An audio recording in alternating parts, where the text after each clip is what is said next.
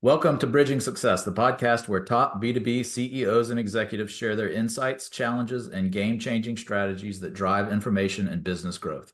I'm your host, Bo Jakins, CEO and founder of BridgeNet Technology Consultants.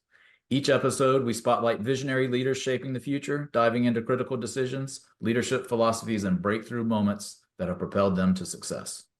On this episode, we're joined by Young Han. Young is a business coach and fractional CFO, COO leader who helps founders and owners turn their ideas into actions. Young, welcome to the show. Thank you so much for having me, Bo. I really appreciate it. Great. Looking forward to our talk today. Young, you've built and scaled several businesses. My research told me you started at 19. Tell us about that journey and how it led you to start Thesis today.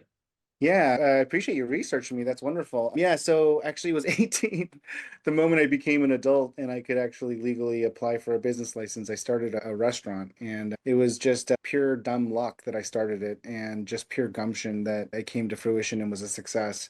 Yeah, me and my friend were just talking as you do in college, and we were just joking around about having how awesome it'd be to own a bar or a restaurant. And then that kind of just escalated over the course of the night into like talk became let's actually do something about it instead of talking about it. And we woke up at 10 o'clock the next day and we're like, hey, we should do that. And we egged each other into it. And so we decided to go start the process of building a restaurant. And that was the first business I ever did. And very fortunate for me, it did really well. And it was an incredible success, and we were able to generate $3 million in annual revenue in our first year of business.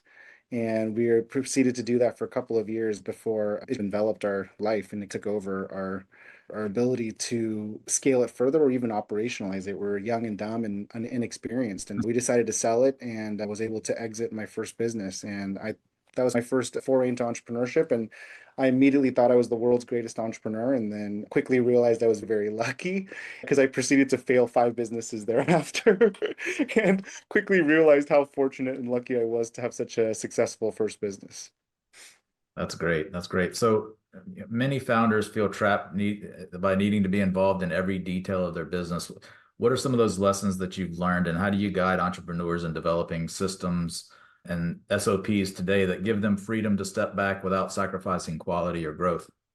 Yeah, it stems back to my entrepreneurship experience, right? I've had the ability and opportunity to work at some really cool companies. I've worked for very established brands like Starbucks and Apple, and got to experience like what it is to build people systems and processes at a very world-class level, and just understanding how you can basically make money working through anybody really. You could basically, a Starbucks is run by typically 22-year-olds. Those are your average employee ages. And it's fascinating because they make so much money, right? The average Starbucks does 1.2 million a year.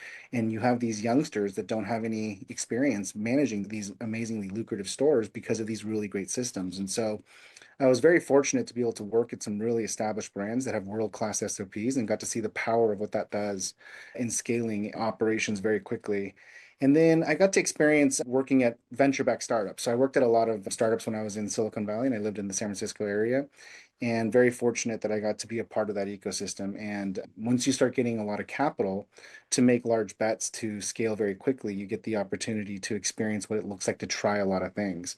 And so I was very fortunate to learn how systems scale through people very quickly, and I was able to hire at Phil's Coffee. We grew to 1,000 employees in 1 year and got to see what that looked like to scale that quickly in human capital and what that did to the masses. And just a lot of unique experiences. So very early on in my professional career, I got to experience a lot of people scale systems and how powerful it was to scale. And so now that I'm pushing towards 50, I feel like I'm a little wiser and smarter, and I'm like shedding the venture-backed companies as much as I can and moving more towards boring trades businesses and service businesses. And that's really where I'm angling towards. And I still help a lot of venture-backed companies through my fractional CFO work, but I really am pushing more towards service and trades. And so much so that I've started a bunch of trades businesses. I started a pool cleaning company here 3 years ago in my local town. And I'm just implementing all of these systems to help me scale it faster. And so, to answer your question directly, it's so incredibly valuable because people will say, why is it so important to build a system? And I don't know how else to say it other than look at my pool cleaning company. It'll do $4 million its fourth year of business. And I work on it like 2 or 3 hours a week. And it's almost impossible to do that unless you have really good operating systems that people can easily follow, KPIs that are leading and lagging that you can measure against, and really help people quantify and qualify what good work looks like so that way they can be successful for you and you can scale through time leverage. So the potential and possibility is there if you can really learn how to build good systems. That makes perfect sense. Let's dive a little bit into the technology behind those systems. Sure. You mentioned leveraging technology to streamline operations and enhance clarity.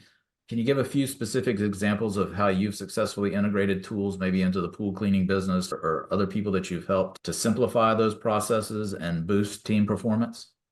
Yeah, I may have